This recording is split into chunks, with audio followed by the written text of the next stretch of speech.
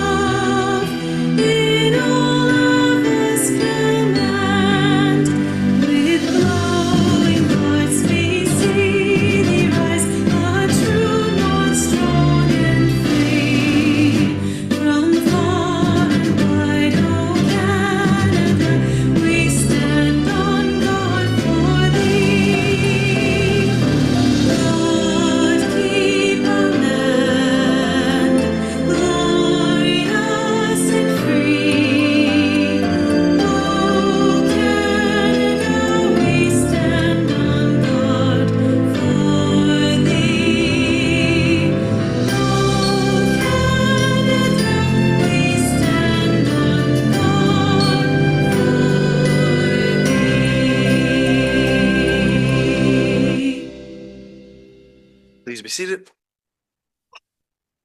And we'll begin our meeting with the land acknowledgement. As we gather, we are reminded that the municipality of South Huron is situated on Treaty 29 land that is steeped in rich Indigenous history and home to First Nations, Inuit, and Métis people today. And as a community, we have a responsibility to honor and respect this territory's significance for the Indigenous peoples who lived and continue to live upon it and whose practice and spiritualities were tied to the land and continue to develop in relationship to the territory and its other inhabitants today. In the spirit of reconciliation and truth, we acknowledge the Anishinaabe and the Haudenosaunee peoples on whose traditional territory we are meeting. And thank you for that. And we'll go to item number 3, Ms. Basula Carlson. That South Huron Council approves the agenda as presented. And a mover, please. Moved by Councillor Neves, second by Councillor Oak. Any discussion? Call the question. All in favor? Carries with 7. Thank you. Disclosure of pecuniary interest and the general nature thereof. Are there any disclosures this time? Not seeing any. Move on to our presentations, and we welcome our friend Paul Seaback. Welcome, Paul, and always a pleasure to have you in the chambers with us. Please proceed when you're ready. Oh, thank you very much. As expected, I'm here to present your 2024 year end.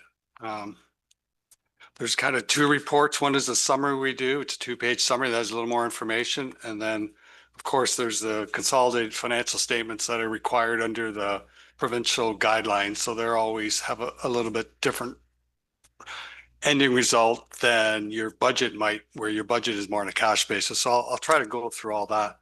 The one thing is we are, contracted as your auditors. So important thing is, like, we've issued a clean and unqualified auditor's report. The auditors, if you read the auditor's report, says in our opinion, the financial statements present fairly in all material respects financial performance of the municipality. And as per our management letter after the audit, I'm not telling you about any unusual transactions or significant matters other than the normal course of business. At the end of the audit, there's no outstanding issues. We received complete cooperation from Aaron and your finance and in fact all the other departments. So that's all good. One thing when we talk about consolidated, it's not huge, but these statements include 100% of the BIA and your share of the Kirkton Woodham pool. So as I said, these statements are presented more on a accrual basis versus how you do your budget on a cash basis. So the first thing you might ask yourself is, like, these statements show a surplus of $10,678,000. Your operating, when calculated more on a cash basis, your operating surplus that was transferred to reserve was $700,000. So why is that? The biggest reason is when you do your budget, you raise enough money to pay for your capital. Last year capital was $11.6 million, where we, on a more traditional accounting basis, we set capital up and we depreciate it. So last year we depreciated $3.5 million. So right there, that's a difference of $8 million. So right off the bat, you can take the 10 million surplus, subtract the difference of 8 million in your, it whittles down.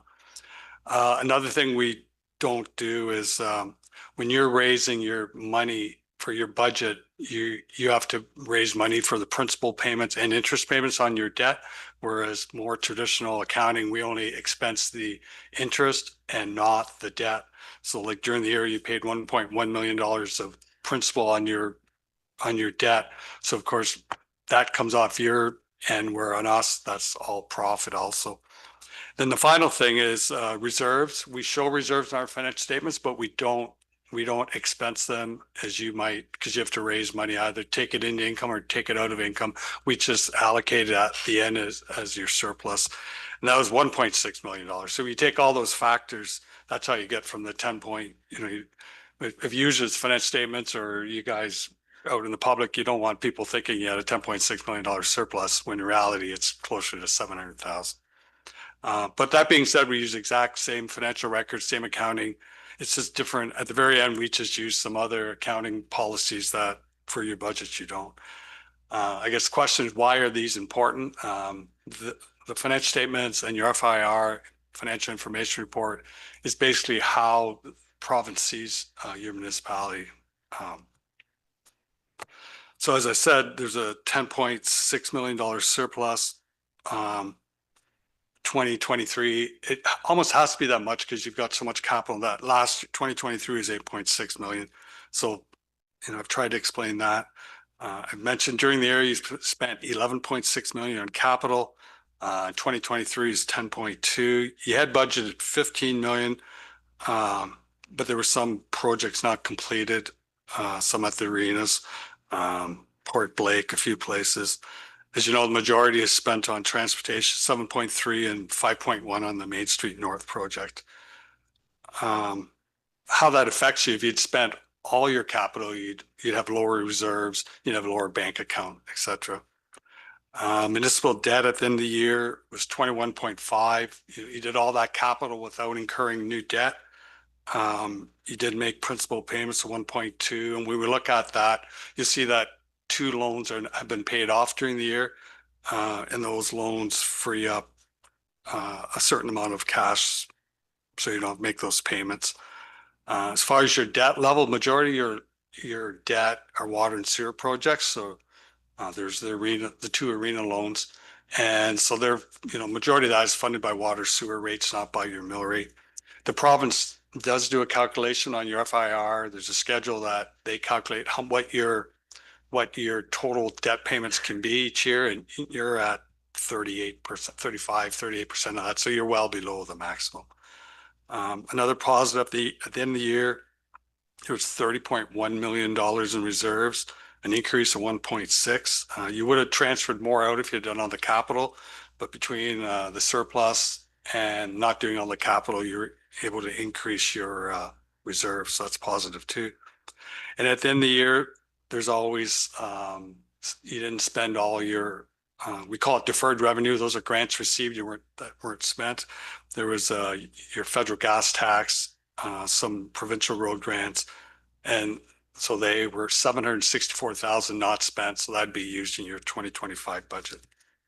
So the first page of numbers I would present would be, it's called the supplementary information, financial indicators. It's basically your balance sheet. So it shows you where as December 31st, where you stood.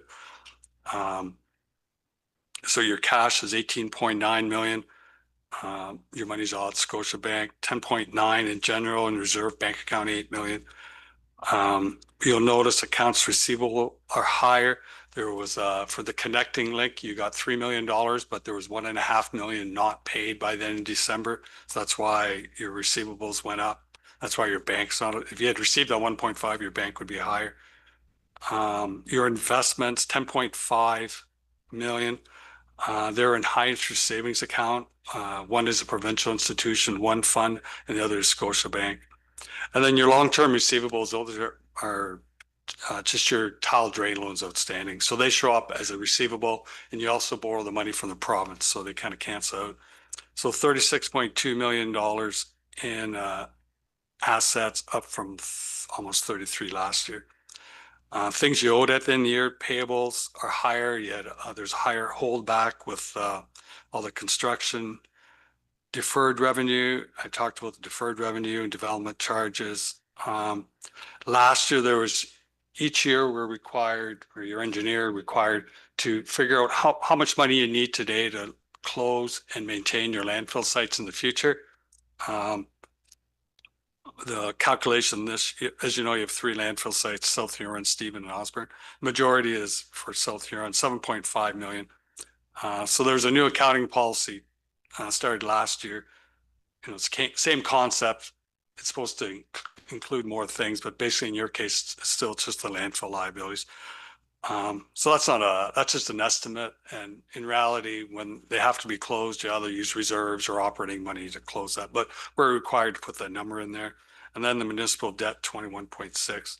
So 36.8 million. So you see that you're still negative, but that's because your assets are below that. But you've had a really positive increase. Your net financial assets went from minus 3.5 to minus 5. So your kind of cash position has improved by $3 million over the year for various reasons. Capital assets, as I said, you had 11.6, depreciation 3.5. Capital assets, I remember, include your roads, your buildings, equipment, things of that nature. Then your surplus, 129 million, it's up by the 10 million. The important numbers there are the positive surplus and the reserves are up. So that's basically look at your balance sheet as of December 31st. So you ended the year in a stronger financial position. The next page is your income statement. Don't really have to go through all of it. There are a lot of positives. You still receive UMF grants. There were talk of those being maybe going away a bit, but you've been able to maintain that. You did spend some of your gas tax. I've talked about the $3 million connecting link. 1.5 of that is accounts receivable.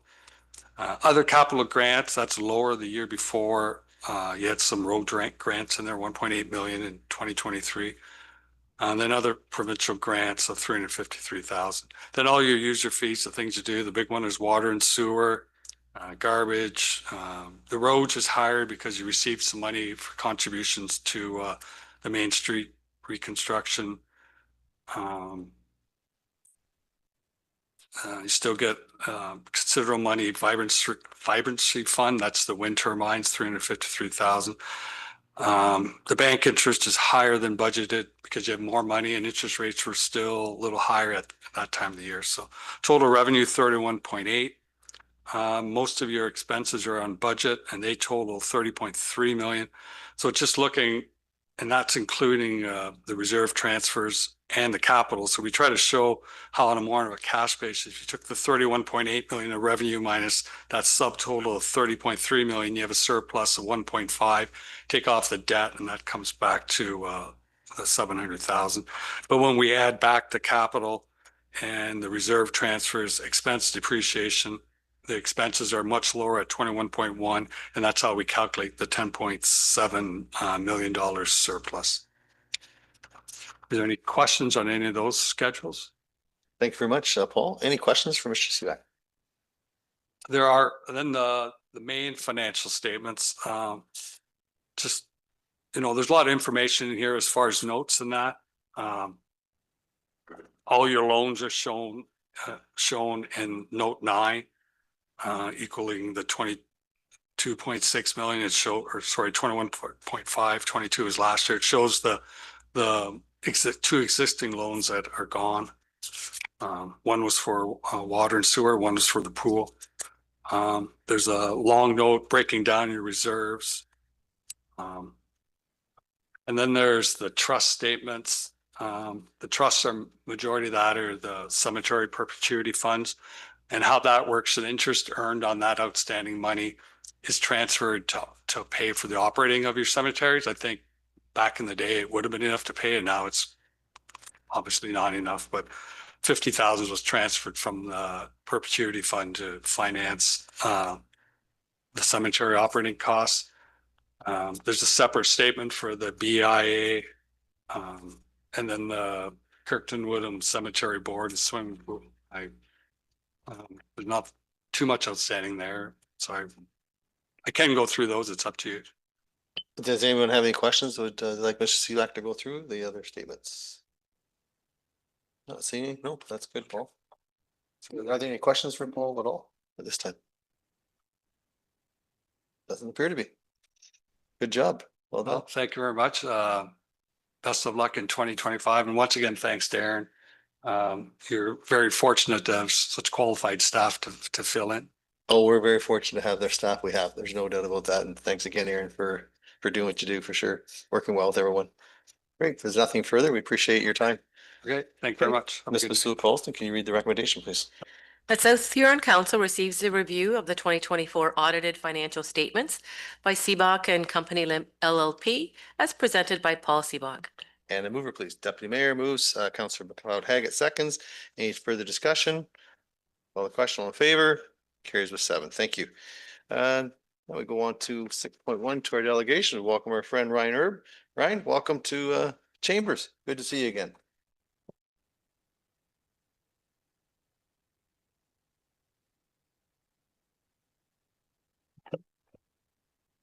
Chair is almost rolling away on me there. It's good to be with you tonight, Your Worship and fellow council members and staff. Always a pleasure to join you and share an update on the good work that happens in your community in partnership with you and many other organizations with the United Way. I'm glad he warmed you up and let you know that you have lots of money so that I can ask you for some. No, I'm just kidding. I'm not asking for any tonight. But we're grateful for the support and the partnership that we do have with South Huron for sure. I think all of you know this, but I'll go through a few things just to help you understand the organization very briefly, and then we'll get into a review of what we're doing currently in your community. So the United Way is your 100% local charitable organization that partners with all kinds of people, including yourselves, to try to solve what we call the social issues of our day. So whether we're talking about mental health or access to services or discrimination or housing, any of those challenges, the United Way is usually involved in some significant way. And we can't do that alone. We do that in partnership with many people, including the council here and the municipal staff. I'm very grateful for that partnership and the way in which we've been able to cooperate on many levels for many years. We can advance to the next slide, and I'll just say thank you. I mean, part of the reason why we're able to do so much work here is because this council has chosen to invest in the work of the United Way in South Huron. And that partnership has led to a number of programs and services, which we'll talk about in a few minutes. But we're in the 4th year of a 5-year commitment that council has made with United Way, and we're grateful that that is helping us to leverage lots of funding from other people as well to bring more money to the table and helping us to move forward on many, many issues. So thank you so much for that contribution. Next slide, please. So I wanted to focus briefly on the Connection Center and Huron Turning Point today as part of the presentation, and there'll be a few others to come. But I'll start that by telling you a story. So not too long ago, a person named Frank, his name of course has been changed for confidentiality reasons in this community, experienced a fire in his apartment. He escaped with his life, but had severe burns. And when he was in that situation, he had a decent paying job. He was managing, but his life changed in an instant. He didn't have a place to live suddenly. He didn't have, furniture or belongings because they all, unfortunately, were taken by the fire. And as a result, he began looking for help. Fortunately in this community, because of the partnerships that we have, he was able to go to the Connection Center and was able to get some support from there. It wasn't long after conversations about how to help him that they actually started talking with our friends at Huron Turning Point. And so for almost a year, he lived at Turning Point, and then was able to get back on his feet and now is living employed in this community again. And so we never know when disaster is going to strike, right? We don't know when tomorrow something is going to happen that puts any one of us in a difficult position. And it happens to people all the time. So we need a social safety net, right, to catch people when they do fall. Sometimes the stories are different than a fire. Perhaps there is a mental health issue that leads people to a challenge, right? There's many reasons why people end up in difficult circumstances, but what we do need is to work together to make sure that when someone is in that position, that we can help them and return them hopefully to a good life and to moving forward together. So that is an example of one of the 126 individuals, unique individuals that were helped by the Connection Center in the last year. And that's a substantial number of people who are receiving service. And I think a number of you have been down there more than once, and you'll know that when people are there, they're often there multiple times. You know, they're in and out, whether they're getting a shower or whether they're getting help with clothing or whatever the case may be, meeting their immediate needs, but perhaps more importantly, connecting them with the other services in the community that can help them with their immediate circumstance. And in this case, this was an example where we were able to move this client to Turning Point, where he was able to live and recover from the challenges that he faced. And so Turning Point served 13 people last year, and that might not sound like a lot, but that is a huge number of men that have been supported in this community, moving them from instability to housing. So that program, by the way, has well over a 95% success rate with the people who join Turning Point. And so we're very proud of our partnership with that organization and the work that they continue to do with the 6 beds that are available in partnership. The funding does come from United Way and also from the county. So we've shared that about 50-50 in terms of the costs, but it's a fantastic program and service, and we're grateful for it. A number of other things that you can head to the next slide that we are embarking on and are doing currently. Some of you might have heard about the Access Center that we're launching in your community, and want to help you understand again the difference between an Access Center and a Connection Center. So there's been some discussion, not surprisingly, because these programs do have similarities in terms of their nature, but the clients that we're trying to reach are different in their nature. So the Connection Center is meant for our most vulnerable clients in the community, people who are really struggling. Perhaps they're homeless, perhaps they're challenged with a significant mental health issue. That's what the Connection Center is for. The Access Center is for clients who probably have a bit more stability and are meeting with a provider in the community to get support from, and they're already on their client list, right? So we have organizations like, for example, the Children's Aid Society, who meet with clients on site in that building, and we're growing our roster of organizations that continue to use that space. And as you also know, that space is being used to host the youth wellness hub for the region. And so 2 days a week, it basically transforms into a youth center, which we're very excited about. So people are able to access services because there's a place for them to meet with the organizations that can provide them the help. And so the Access Center is really a space for clients to meet with other organizations and or youth to meet with the services that they can get. So we're excited about that project and program, and it is in place in large part because of a significant donation that we've received from someone from this community who's making it possible to essentially cover 2/3 of the rent costs, which is incredibly important for us. So lots is happening. We're working on improving the building, including a grant that's gone in recently to improve washroom access within there. And we'll look forward to hosting our campaign launch at that location and sharing more information about that program and services and the partners that are going to continue to use it going forward. So we'll invite you to that in due course. While we're talking about access, the Access Center, the main problem it is trying to solve is access to services. And I'll remind you that the global way that we provide support for people when they're looking for services is through the 211 number. And so 1,800 people used the 211 service in your region last year, which is a significant number of people that were accessing information and looking for referrals for support in your community. And so on a broad scale, the United Way is helping the most vulnerable through your Connection Center, is helping people who maybe are a little more stable provide connection to services at the Access Center, and then is here to make sure that anytime that somebody needs 24 hours a day, 7 days a week support in your community, they can find that support through 211. Next slide, please. In addition to these services, we have quite a number of other things that we are doing, and so I'll just mention a few. In the last 2 years, we've gotten more involved in providing free tax clinics in your community across Huron County. For a number of years, there were volunteers that were managing that program, and then one of the volunteers unfortunately just deceased, and we needed to step in to make sure that that program continued. But we're also trying to grow new locations to provide that service in the community. So we're proud that we can support that program through through our staff and team. We also, of course, introduced a few years ago the Urgent Needs Fund. So there is funding available for people in the community when they have an emergency. So if they're looking for, a car repair bill, if they can't pay for that, or perhaps they need groceries, those kinds of things, they're welcome to call 211 and ask for that kind of support, and then they will direct them through a process to receive support through the Urgent Needs Fund. Just recently, a local church actually made a contribution of about $10,000 to that fund, which we were just thrilled about. So it's fantastic to see how many people are getting behind things. Of course, we continue to advocate for the living wage. It is currently set at $23.05, and so we understand that poverty reduction actually begins with making sure that people have enough income, right? So it's a challenge. Not every small business is able to pay, that wage all the time. We understand that, but we try to have a very positive dialogue in the community about trying to reach those sort of standards so that we have less poverty in our communities. Next slide, please. So very quickly, we'll just mention a few other things. Our Social Research and Planning Council continues to operate. They're currently working on a project that will release information about our LGBTQ plus community and providing additional services in the community, helping us understand what we need to do. So we're looking forward to that this fall.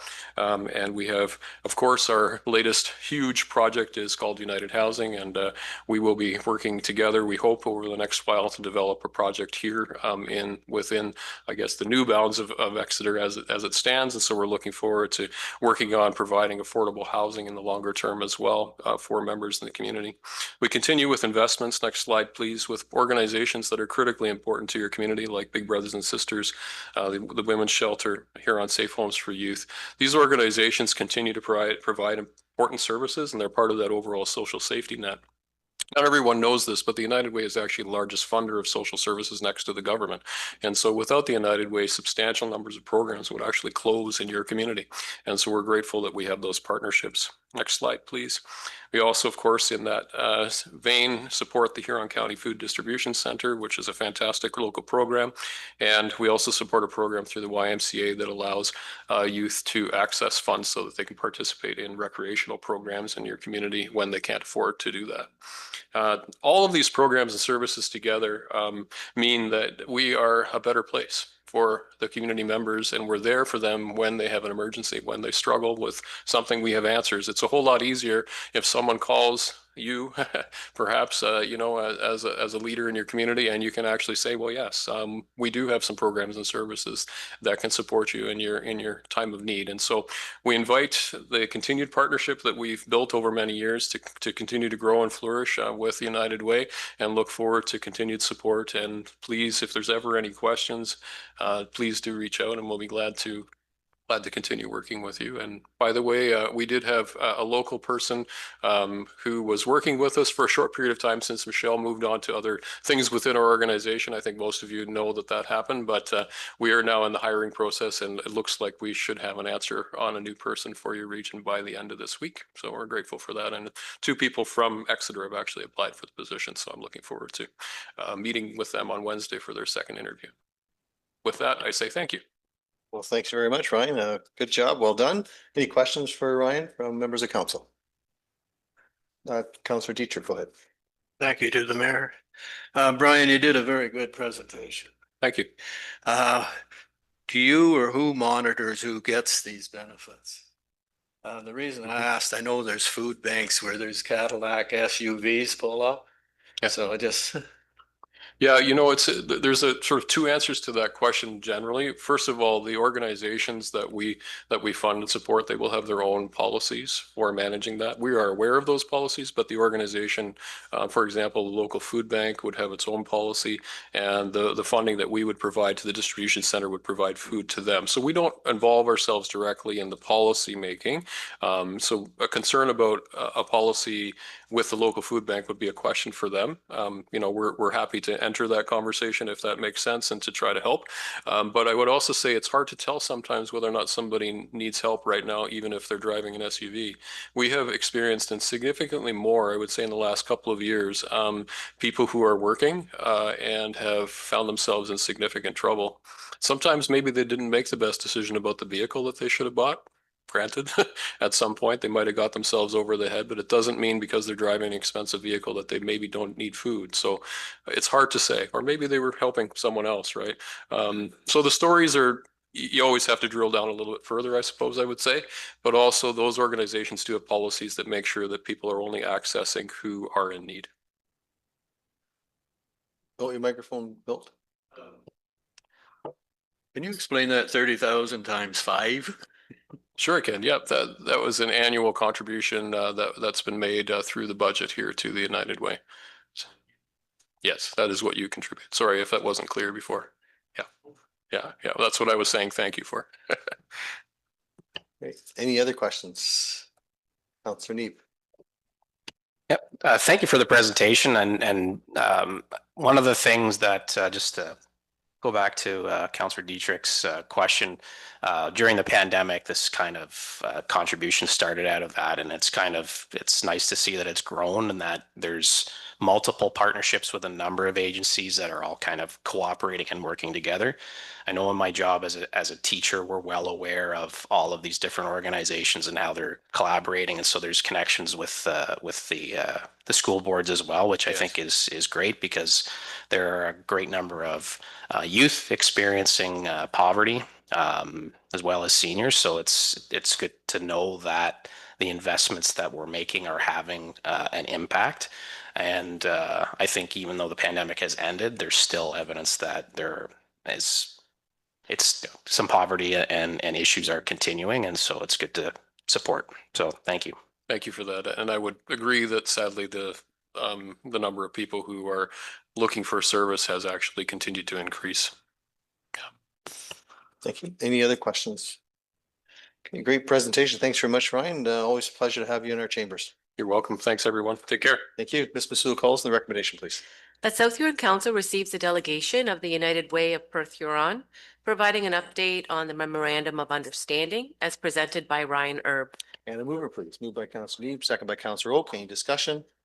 Call the question. All in favor? Carries a 7. Thank you. 7 and 8.1, please. That South Huron Council adopts the minutes of the public meeting and regular council meeting of July 14th, 2025, as printed and circulated. And a mover, please. Moved by Councillor McLeod Haggett, seconded by Councillor Neeb. Any discussion? Call the question. All in favor? Carries with 7. Thank you. 9, please. That the minutes and agendas of the following committees and/or boards be received as presented to council. The Grand Bend Area Joint Sewage Board, minutes of April 24th, 2025.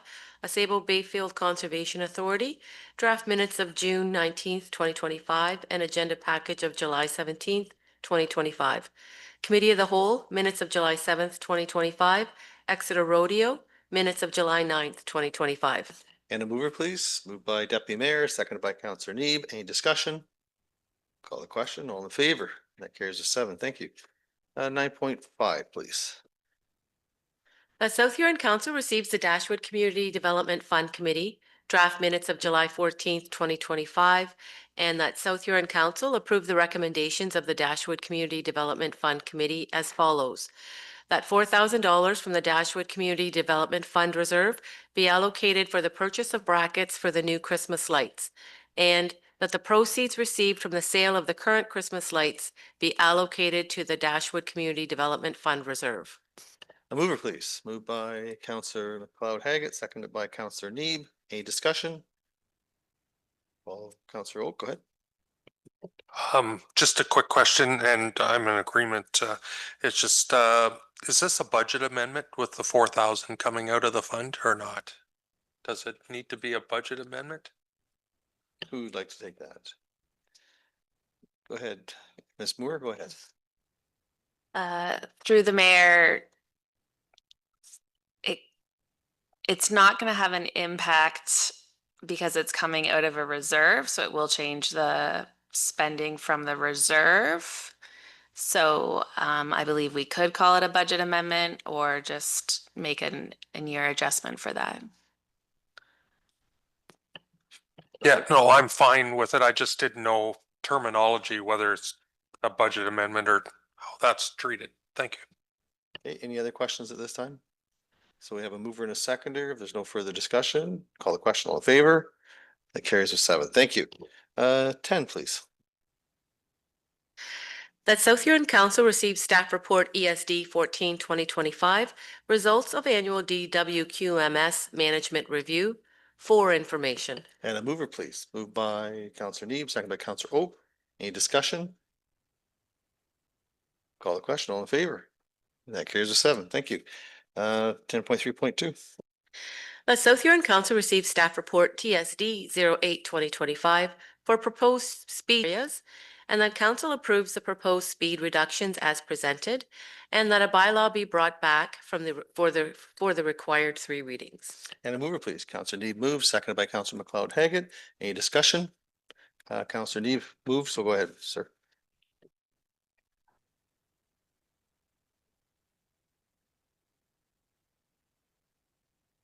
Everyone's on the edge of their seat. God. Sorry about that. Thank you, Mayor Finch. And thank you to Shane and staff for providing this report. I think given the complaints that we've received throughout the municipality about speed and safety, it's important to move forward with a reduction in speed in urban areas of the municipality.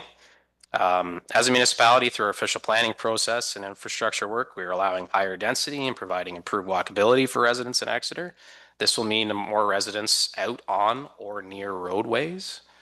There have been accidents with pedestrians and cyclists in town, so slowing down the traffic, I think, will help create a safer roadway for drivers and pedestrians alike. So thank you for your work and for staff's work on this. Thank you. And Counselor Oak, you had a comment. Go ahead, please. Yeah, thank you. Thank you, Mayor. The one part of the report is the community safety zone in front of Stevens Central. I guess I'm just wondering, and I'm all in favor of the reduction in the community safety zone area.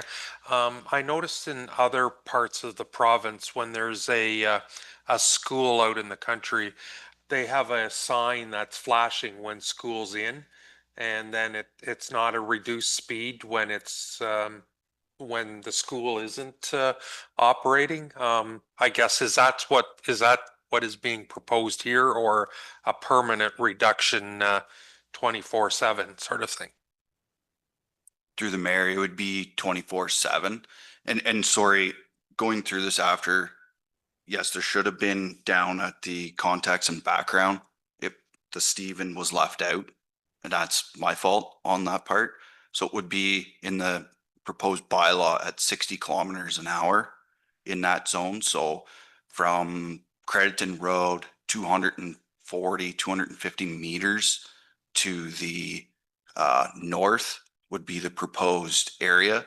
We're also, it's not mid-block, it's near an intersection with a controlled stop. So the flashing beacons, I don't think really would deem necessary in that location. Most of those are on Kings Highways or county roads. There's the one out there in Perth. You know, that's just to keep traffic moving, but keep them slow during loading and unloading times. Counselor Oak. Thanks, Shane. And so just to confirm, that zone is going to be 60 there, not the 30 for a community safety zone school? In the bylaw, and I would like to have that as a 60. If council decides that they would like to reduce that, say down to a 40, since it's a rural setting with an intersection close by, I believe a 60 would be substantial enough in that area. The school's pushed back far enough. There's no sidewalks out front. And that's going to also help that intersection too, slowing people down before they get to there, because it is a little bit of a blind intersection. If you're not 100% familiar with the area, there's a stop ahead sign, but it should help in that area also. Counselor Oak. Yeah, I'm in favor of that. I don't think it needs to drop to 30 right there for sure. And another area that's not on here but it's a county road, is I know we're looking at a roundabout at Airport and 83 Highway. But I'm not sure why we've never changed the going north on Airport or asked to get it changed to 60. Our neighbors to the north have reduced it to 60 when you come to that intersection. And I know we're going to eventually put a roundabout there, but I think it should be slowed down to 60 going into that intersection coming from our side of 83 Highway or County Road 83. So I'm not sure the process to ask for that reduction is as well to the county, because Blue Water has reduced it on their side coming into the intersection from the north. Through the mayor, my understanding, Blue Water did that. There was reasons on their ends to do that. We didn't, on South Huron side, we didn't necessarily have them. When the roundabout, I think it would be decision when the roundabout comes into effect, because I'm not 100% sure, but the county may already say they're going to reduce that coming into it. That I don't know. Once that time comes, that could be a time to look at that. Again, if council wishes to do it, you could move forward with it. Councillor Oak? I guess I'm thinking we should, as serious as that intersection is, it could be another year or more before that roundabout is complete, right? It's not planned for maybe next year by the, so we're still a long time there with that intersection at an 80 going right into that intersection. And, there's a big, safety concern at that intersection. So I think we should be exploring it. Yeah, and as far as the county goes, there is discussion to have that put into the budget this year for 2026. That's the anticipation that it will go in there unless deputy knows something different, but that's the information we have at this point. Shane, any comments about how to reduce that to 60 at this point in time? Sorry, go ahead. To the mayor, I think a process could be either, I would think under new business, we could have, or a notice of motion, bring something back and have council debate on that and provide instruction, and we can send a letter to the county. Very well. Yeah. Deputy, you have a comment? No. Yeah, it looks like the roundabout will be going in 26. I'm sure it's going into the budget. Well, it's already in the budget from last year. There was just a couple of hiccups, so I'm sure it's going ahead. Thank you. Okay, thank you. So we want to bring this back for notice of motion, perhaps? Is that something you'll be looking at, Councillor Oak? Or under new business tonight. Very well. Okay, we can do that. Any further questions on this at this time under 10.3.2? Okay, not seeing any. Thanks very much, Shane, for your comments. So we have a mover and a seconder. If there's no further discussion, I'll call the question. All in favor? And that carries with 7. Thank you very much, everyone. Next item. 10.3.3. The South Huron Council received staff report TSD 09-2025 reduced load limit bylaw update, and that the bylaw be forwarded to council for the required 3 readings. And a mover, please, for that. Councillor Neeb moves. Councillor McLeod-Haggett seconds. Any discussion? Councillor Oak, go ahead, please. Yeah, thank you, Mayor. So this is a reduced load limit for all roads in South Huron except the connecting link, is the way I understand it, both rural and urban. Is that Through the mayor, yes, that's okay? correct. So how would that impact? We have a number of construction projects that go year round in a lot of cases. I know there would have been probably a 2-month setback to the long-term care center if we didn't allow the construction trucks to be going in and out of that road. So I guess what kind of flexibility are you going to have with this bylaw? Because there is times where there's new subdivisions going on and different things. It's not just all ag related out on the back roads if we go with this bylaw with all our roads. Through the mayor, it's working with the contractors. There has to be some understanding that we need to look after the infrastructure that we have. And if there's becoming damage or it looks like they're going to be causing damage, we need to speak to with them and say it is reduced load.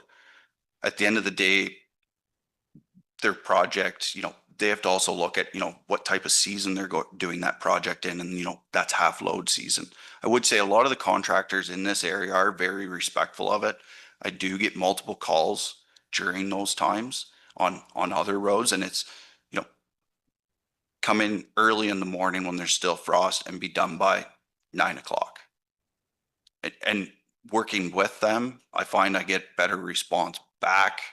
But there does become times where it's like, whoa, like we're causing damage to the road. So it's like, you got to stop or go half load. And I agree, like that flexibility would be great. The other one I was concerned about is Wellington Street, where trucks are going in and out to Hensel Co-op down there to the plant down, year round out of that facility. Through the mayor, there is some circumstances like that. There's also another one, Kirkton Road to Enriquez and Airport and out. That's totally understandable. Those are businesses that are running, and Airport right now is half load, and they continue to operate. Thank you. Any other questions? Not seeing. We have a mover and a seconder. There's no further discussion. I'll call the question. All in favor? Carries with 7. Thank you. Next item, please. 10.4.1. That South Huron Council received staff report HR 02-2025, annual policy review, corporate health and safety policy, and that South Huron Council approved policy H04-001-2025 as presented. A mover, please. Councillor Need moves, seconded by Councillor Vaughn. Any discussion? Councillor Dietrich, go ahead, please. Microphone. Can you turn your microphone on, please? Thank you to the mayor here. I don't know if I'm right on the right page or not. Is this 10.4.1? Can somebody tell me what a talent and workforce manager is? Like, I know what a farmer is and a doctor and a lawyer and a school teacher, but I'm not familiar with a talent and workforce manager. Maybe Mr. Finkmeyer could explain what that is. Mr. Finkmeyer, can you tell us what a talent workforce manager is? Through you, Mr. Mayor. Yeah, it's another word for someone who works in human resources. So talent being our staff members and workforce being our staff members as well. So really anything to do with our human resources. Thank you, Mr. Finkbeiner. Any other questions, Councillor Dietrich? Had one more. You recommended that this council accept policy H04-001 2025 as attached. Why do we have to or don't have to? Why are we accepting this? Mr. Finkbeiner? Through you, Mr. Mayor. So a corporate health and safety policy or a health and safety policy is required by any workplace that has employees working for them. It governs the rules on essentially how to have a safe workplace, and it is required under the Occupational Health and Safety Act. Another part of the Health and Safety Act is that we review and amend these policies annually. Councillor Dietrich? Thank you. Okay, any other questions at all? We have a mover and a seconder. If there's no further discussion, I call the question. All in favor? Carries with 7. Thank you. 10.4.2. That South Huron Council received staff report HR 03-2025, annual policy review, violence and harassment in the workplace, and that South Huron Council approved policy H15-001-2025 as attached. And the mover, please. Moved by Councillor Neeb, seconded by Councillor McLeod-Haggard. Any discussion? Call the question. All in favor? Carries with 7. Thank you. 10.4.3. That South Huron Council received staff report FIN 16-2025, the 2025 second quarter operating budget variance report for information. And a mover, please. Moved by Deputy Mayor, seconded by Councillor Oak. Any discussion? Call the question. All in favor? That carries with 7. 10.4.4. This is amendment to the budget. That South Huron Council received staff report FIN 14-2025, increase to grant for Kirkton Woodham Community Complex budget amendment for information, and that a council increase the operating grant for Kirkton Woodham Community Center to $20,000 annually, with the additional $5,000 from 2025 to be funded from the Working Fund Reserve. A mover, please. Counselor Oak moves, seconded by Counselor Vaughn. Any discussion? Counselor Vaughn. Yes, one question is, the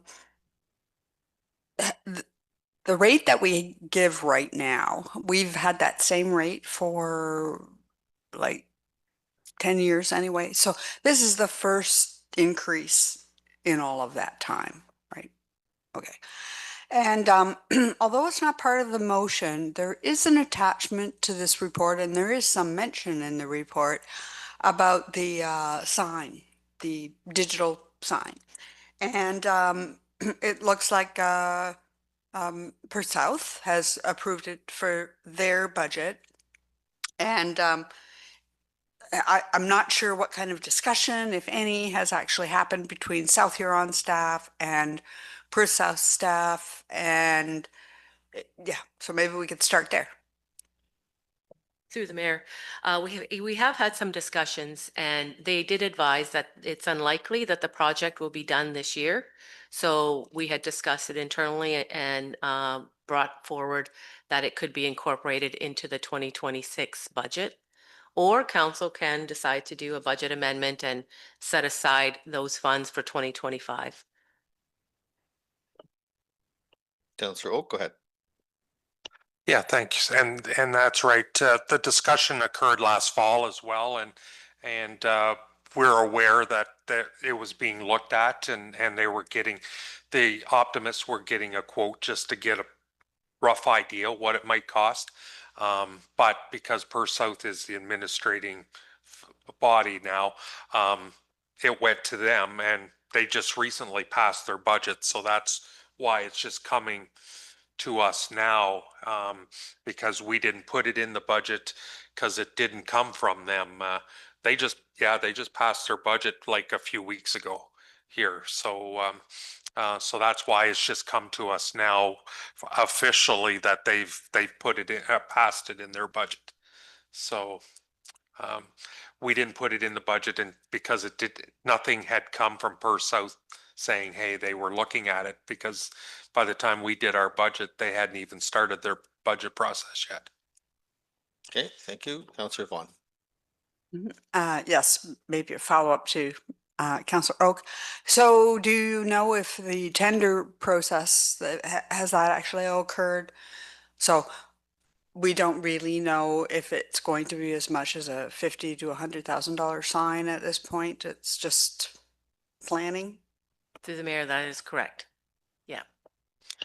Counselor Oak. The one quote that they did get when they had presented it to Perth South just to talk about it, I think was in the $60,000 range, was what the number was. They did have MTO approval, but I think that has expired, so they'll have to get MTO approval again, just because of the timelines that have, I don't know when they got it. I don't know if it'll be a rubber stamp because they've already had their approval once, but we know how that works. So anyways, but the first quote was around 60-ish, but because it's a large item, they'll have to go to tender and get 3 quotes or whatever the Perth South's procurement policy is. So. Counselor Vaughn. Okay, so having heard all of that, I'm totally in agreement with leave it to budget as opposed to look at any amendment right now. Thank you. So we have a mover and a seconder. If there's no further discussion, I'll call the question. All in favor? Carries with 7. Thank you. 10.4.5. The South Huron Council received staff report FIN 15/2025, the 2024 audited financial statements, and that South Huron Council adopts the audited financial statements as presented by Paul Seabock and Company.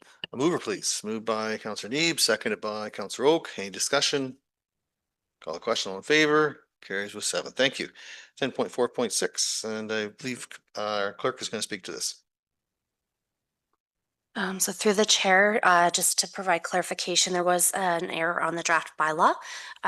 So under South Huron Medical Recruitment and Retention Committee, it should indicate Mayor Finch as the council representative. And then there would be an addition of Huron Health System Recruitment and Retention Committee, and that would have Councillor Oak. And those changes would be made prior to the bylaw being brought back at the next meeting. Okay, thank you. Mr. Sue-Colson. The South Huron Council received staff report CL 13/2025 committee appointments, and that the amended appointment bylaw be brought back for the required 3 readings. And a mover, please. Moved by Councillor Neeb, second by Councillor Dietrich. Any discussion? Councillor Neeb. Just more of a conversation topic, and I'm not entirely sure if this should be talked about now or later on, but there are 25 committees that we have on the books. A number of them have never met.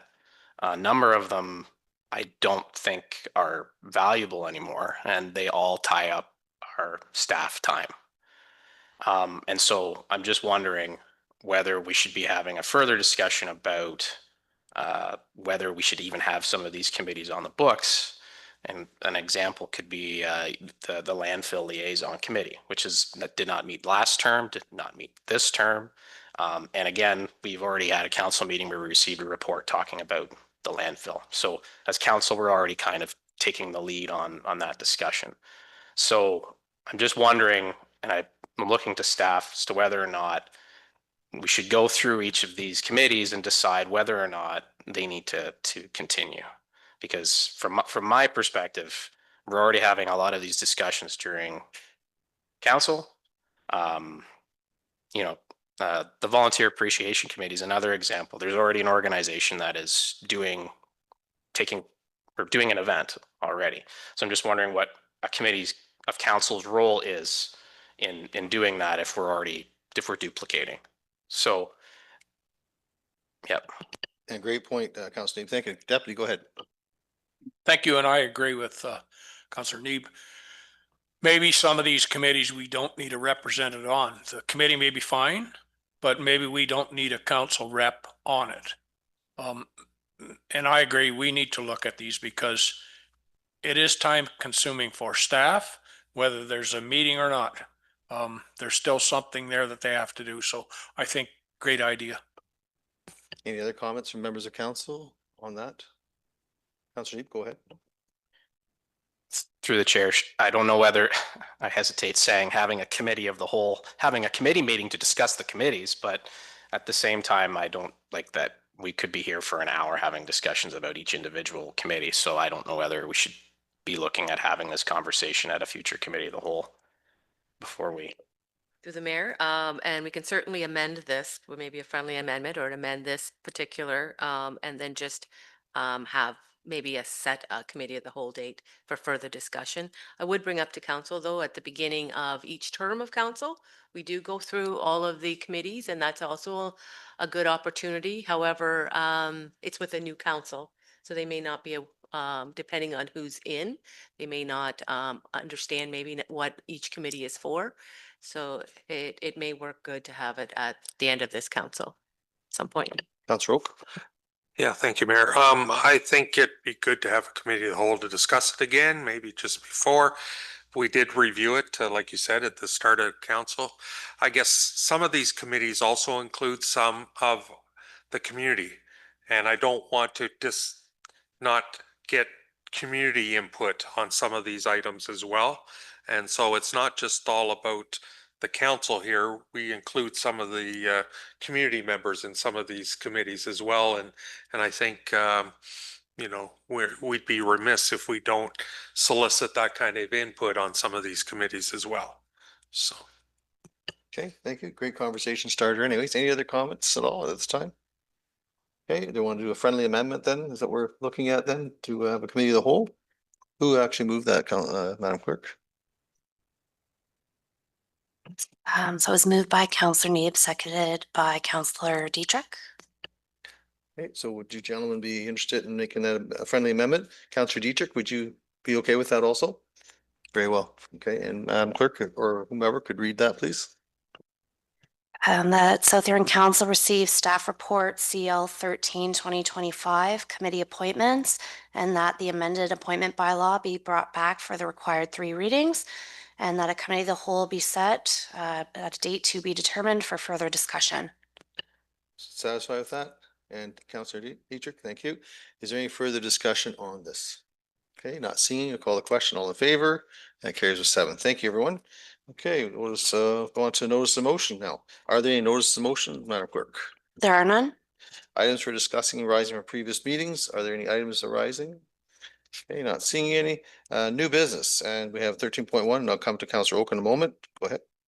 The South Huron Council received staff memo CL memo 08/2025 for information.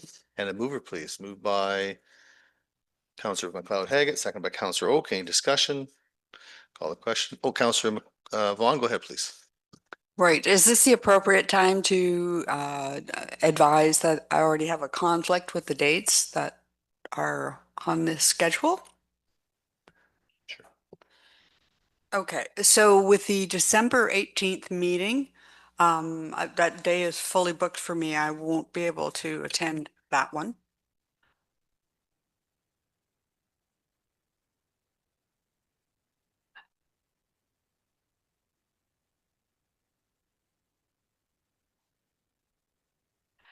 Yes, and beyond that, I just had a question in terms of the next schedule is around December 19th to the 29th. It's a veto period. And I'm just wondering if someone might be able to explain a little bit about what happens in a veto period. This is right over the sort of Christmas break, and I don't know if this means council meetings are going to be called, or perhaps you could explain. So through the chair, so based on the new legislation set out in the Municipal Act with strong mayor powers, the budget process is different. So once the mayor's proposed budget has been released to council, it starts a legislative clock. So once the budget's been released, there's 30 days for council amendments. So there's a 30-day council amendment period. So there's some dates in there we've set for council amendment meetings. The veto period follows the end of the amendment period. So under the veto period, there is I believe it's 10 days for the mayor. Should the mayor choose to veto any of the amendments made during the amendment period, that would be done by a mayoral decision. So there wouldn't be any council meetings during that time. It would be a decision issued by the mayor that would get circulated to council. In the event that there was a veto that was circulated during that time, following the expiry of the veto period, then has the override period, which is 15 days. And in that time, there would be a council meeting where council could vote to then override veto. So just as an example, if a council did vote during the amendment period to add or remove something from the budget during the veto period, the mayor has the ability to veto that decision. So they can either then add it back in or remove it. And then if there was a veto done during the override period, council then has the right to vote again to either remove or add it back in. Further clarification will be provided at budget basics, but I think that. Councillor Vaughn, go ahead. Thank you, Mayor. I would also just like to say that I was pleased to see this schedule, and it looked largely like we were going to be going into our budget deliberations just as we have in previous years. So I'm pleased to see that, and just wanted to make that statement at council. Thank you. Councillor Oak. Yeah, thank you, Mayor. So yeah, I agree that it's nice to see the schedule as is. My question is we've got a meeting September, October, early November, that we normally have our discussions. So as of November 18th, the way I'm reading this is if the mayor doesn't like the budget that's being proposed, he could come up with his own budget on November 18th, and completely change what we've been discussing for the last 2 months. Is that how I read that? Through the mayor, That is correct. Councillor Neeb, go ahead. Thank you through the chair. And Alex, you mentioned the legislative clock. If for whatever reason a meeting was not held, it would not matter that the budget would be adopted. Like, I guess what I was thinking as I was looking at the dates and the legislative clock was we did have flexibility, say if, we wanted to have more discussion, but I was also thinking about our procedural bylaw and whether we can meet, like, let's say the roads are closed in early January and we weren't able to have a meeting, like, can we still have an online meeting? So through the chair, the dates proposed, staff did review, like we've taken the dates and the legislative clock into consideration. Council can meet in a hybrid format or online if necessary. They are set dates based on the act. So there's 30 days, 10 days, 15 days. Those can be reduced. So council could pass a resolution saying we would like to reduce the 30-day timeline to say 15. You cannot extend it. You can only reduce. So once the mayor's budget has been released, that starts the clock. 55 days from that date, the budget's deemed adopted, if not deemed adopted earlier, depending on how things progress. Any other questions? Councillor Dietrich. Thank you to the mayor. So now we can change the dates or we can't? Go ahead. So through the chair, staff can take into consideration and look at the dates. Currently, this was based on us doing kind of looking at the calendar. We can change some of the dates within there. It's just once the mayor's budget's been released, at that point, you are working within the 55 days. But staff, like council, we could work within the dates as long as you're working within the calendar. The 29th of September doesn't work for me, really. For about 3 reasons.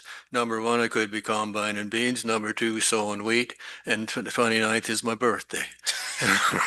So, but if it's raining, I might think about it. Thank you. And that's fine. Happy birthday to you, but there is an expectation by the public that we will attend these meetings. That's the challenge, right? So you have to decide which is more important. So, Ms. Carlson. Yeah, and to clarify too, so the 30 days is basically the release of the mayor's budget. And then by the 18th, we tried to keep everything as similar as possible. And that's why we were trying to fit in the 2 council amendment budget dates. There is some flexibility with those 2, with at least the 8th, as long as it's done within that 30 days from the November the 18th. So we can work at that. Councillor Oak. So for example, if we wanted to go with December 17th to meet Councillor Vaughn's schedule, that would fit in? It's shortening the period as opposed to lengthening. And through the mayor, we would want a resolution if that's what we were going to do, because council is provided those 30 days. And so in order to shorten them to the day before, we would need a resolution. Yes, but it is possible. Very good. Any other questions at this time? Okay, so we have a mover and a seconder. There's no further discussion. Councillor Oak, go ahead. When would we introduce a resolution to change that date? Through the mayor, what we'll do is we will circulate an alternative date and see if everybody can come. And then we'll try to bring back a resolution for the next meeting, September 2nd meeting. Very good. Any other questions? Not seeing any. Okay, we have a mover and a seconder. If there's no further discussion, call the question. All in favor? Carries with 7. Great. Thank you. So Councillor Oak, did you want to bring up new business for that stop sign you were talking about earlier? Yeah, I'd like us to consider a resolution to county council to reduce the speed on Airport Line approaching the intersection of Airport and County Road 83 to 60 to coincide with the north side of the intersection. I'll have our clerk prepare that. So through the chair, just based on the procedural bylaw, any item brought up under news business that wasn't previously provided notice would go on the next council meeting agenda under items for discussion arising from previous meetings, unless there's an urgency to suspend the rules at this time. So if not, I'll proceed to have that on the September 2nd agenda for council discussion. Perfect. Thank you. Thank you. That's fine with me. Thank you. Good. Okay. Mayor and councillor comments and announcements. Go ahead. Anyone have any comments or announcements at this time? Deputy, go ahead, please. As everyone knows, we had a rodeo on the weekend. I think it went by without a glitch, maybe a couple little wee ones, but a rainstorm Friday night, sump pump trying to get the water off the ring, but it turned out very, very well. I would like to thank the volunteers. Excellent job. Our staff at the rec center and beyond, an excellent job. And the people that attended Saturday was less than standing room. We opened the gate up before the time started because we just couldn't charge. There was too many people there. So it was unbelievable. Sunday was almost the same, maybe not quite as many, but it was excellent, and I'd like to thank everyone. Yeah, thank you very much for your comments, but I think we got to thank you also, Deputy, because how long have you been doing this now on that committee? How many years? I don't want to go back that far, thank you. It's been a while. Anyways, yeah, very good comments. Any other comments from members of council this time? Councillor Neeb. I had the chance to follow around some of the youth who were undertaking the youth tourism experience day, and so I spent the morning, and they toured around different parts of the municipality, taking video and learning about how to promote tourism assets, which is really neat. And we went to the boutique hotel, we went to McNaughton Park, we went to Eddington's, and then I wasn't able to join them for the afternoon, but they did a number of activities in the afternoon as well, and it was really neat to have them experience those locations and talk to the different venue owners and the ABCA as well. So it was really worthwhile, and I think it's something for us to think about our community as having tourist assets in them. Because we do. There's a lot of really neat things that we have in South Huron for people to experience, and so kudos to Stacy and Rick, and there are a few other that I know I'm forgetting, but Tanis as well, and for all the youth who took part. Sorry, on the 3rd. I also had the opportunity to attend Freedsburg Days with the mayor. I also went with my son, and it was a fantastic day. It's been a while since I'd been to Freedsburg Days. When I was Henry's age, I used to go there quite a bit, but the bouncy castles were excellent. Henry had a fantastic time. There were lots of young families there, and the parade was awesome. So thank you to staff and the fire department for attending, as well as making the parade route happen. It was a great day. So. Great, thanks, Councillor Neeb. Councillor Oak, go ahead. Yeah, I'd just like to echo Deputy Mayor's comments on the rodeo and Councillor Neeb's on Freedsburg Days. I attended both. And, the volunteers in the community are just a valuable asset that we can't take for granted, and they did a tremendous job organizing two tremendous events. So thank you. Councillor Vaughn, did I see your hand go up? Go ahead. Yes, you did. Thank you. Yes, and I also like to echo, I think the rodeo was excellent, great attendance, a little hot, but it was a great rodeo. And I'd also like to congratulate the community members for putting together Freedsburg Days. It was, I think, very well attended, certainly much more attendance present than there was the last Freedsburg Days. So more bouncy castles, very entertaining. A couple of people were affected by the heat. So I would also like to say thank you to Jeremy and to all the other volunteers who just really stepped up to make sure that all of the people who attended were well looked after. I'd also like to say from that Freesburg days that there was a junior tug of war team that beat out all of the very burly men, and they will be heading off to some world championships in Europe later in August. And I was not aware of it before, but apparently our team from Dashwood is going to be the only one that's represented from all of North America to be in the World Championships. So I think that's really quite a kudo for Freeburg's Day and the team and for South Huron. Councillor McLeod-Hagan. So again, echoing all of my friends around here, first time attending Freesburg, and I've lived here my whole life.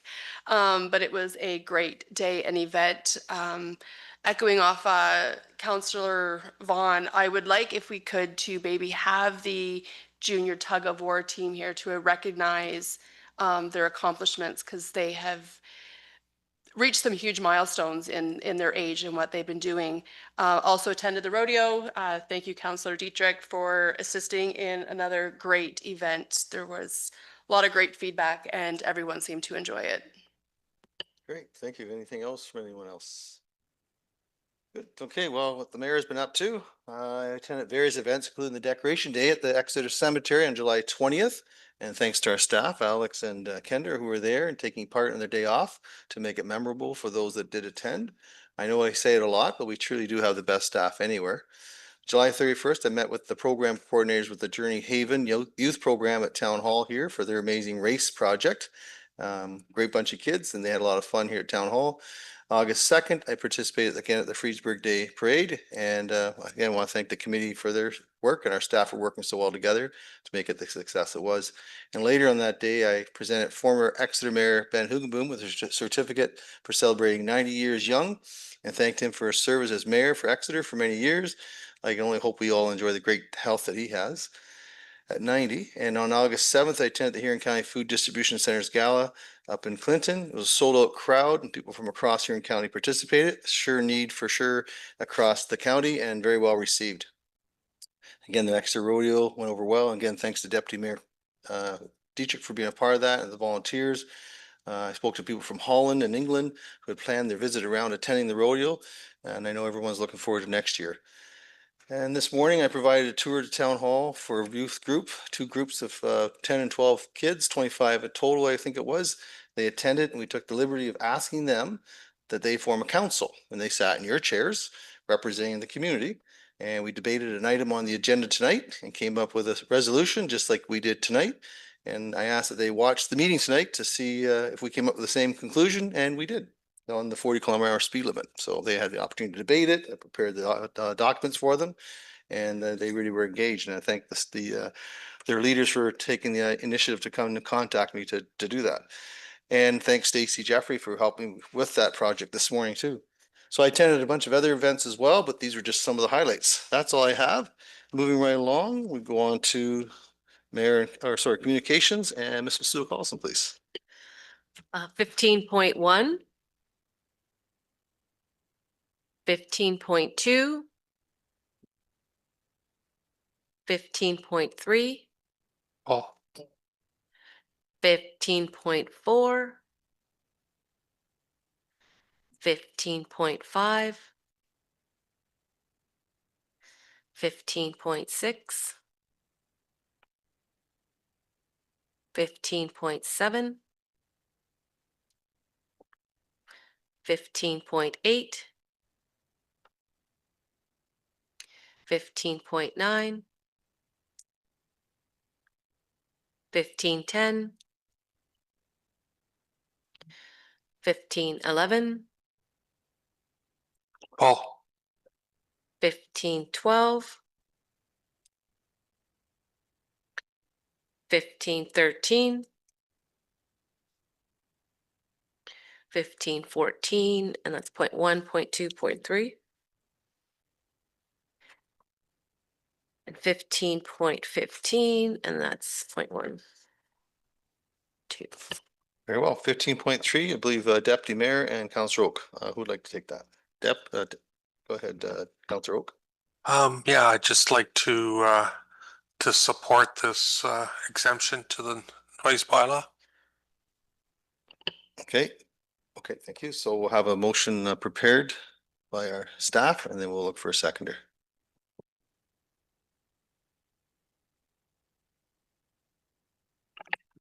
That South Huron Council grant an exemption from the noise bylaw for the Kirkton Agricultural Society on Friday, September 5th to 1 a.m. and Saturday, September 6th to 1 a.m. for the Kirkton Fall Fair.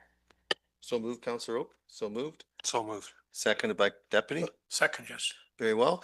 Is there any discussion on that? Call the question. All in favor? Carries with 7. Thank you. 15.11, I believe Councillor Oak, go ahead, please. Yeah, I just wondered what Deputy Mayor Dietrich's thoughts are on this resolution, since you sit on the Community Safety Wellbeing Committee. Thank you. Yes, I would like to support this. Very well. Wait for a resolution to be prepared.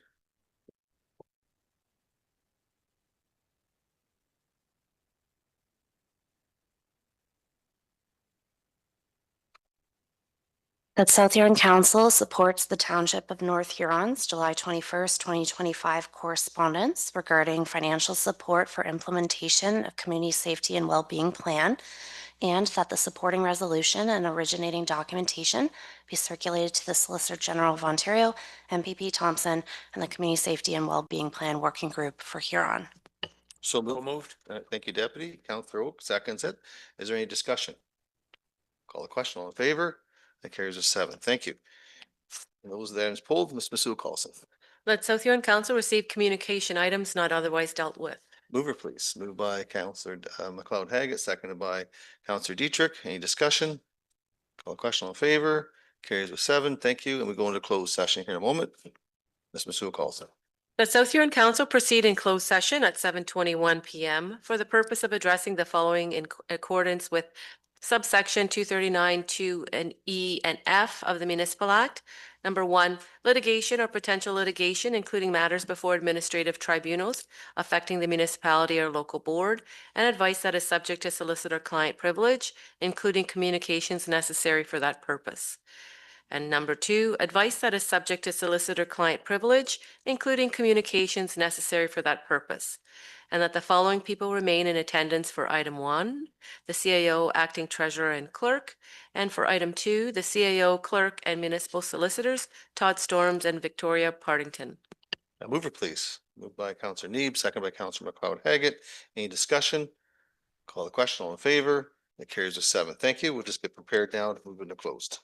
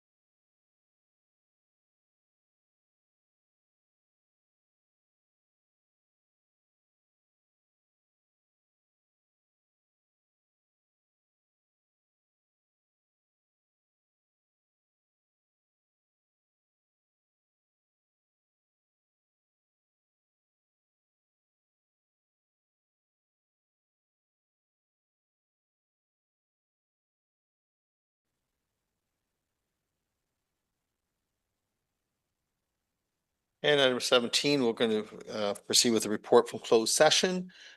Council met in closed session to consider matters it is permitted to do so under the Municipal Act and as listed on today's council. The following items were considered during the closed session. Number one, litigation or potential litigation, including matters before administrative tribunals affecting the municipality or local board, and advice that is subject to solicitor-client privilege, including communications necessary for that purpose. Number two, advice that is subject to solicitor-client privilege, including communications necessary for that purpose. And as a result of our closed session today, the closed meeting minutes from March 17th have been approved, 2025, and the following will be considered by council in open session. Item one, that South Huron Council receives staff report CAO 12-2025 for information. And okay, oh, it's different. This one and then this one and then. Go back to it. Okay. And number two, South Huron Council receives staff report CL 14-2025 for information, and that staff proceed with option two as set out in the report. And do I have a mover for that? Councillor Neebs, seconded by Councillor Vaughn. Any discussion? Call the question. All in favor? Carries with 7. Thank you. And we are now out of the report from closed session. Go to our 18 bylaws and 19.1 now, please. That South Huron Council gives first, second, third, and final reading to bylaw 49-2025, being a bylaw to confirm matters addressed at the August 11th, 2025 council meeting. And a mover, please. Moved by Councillor Vaughn, seconded by Councillor McLeod Haggett. Any discussion? Call the question. All in favor? Carries with 7. Thank you. Please go ahead. That South Huron Council hereby adjourn at 8:13 p.m. to meet again on September 2nd, 2025 at 6 p.m. or at the call of the chair. Moved by Deputy Mayor, second by Councillor Neeb. No discussion. Call the question. All in favor? Carries with 7. Thank you. And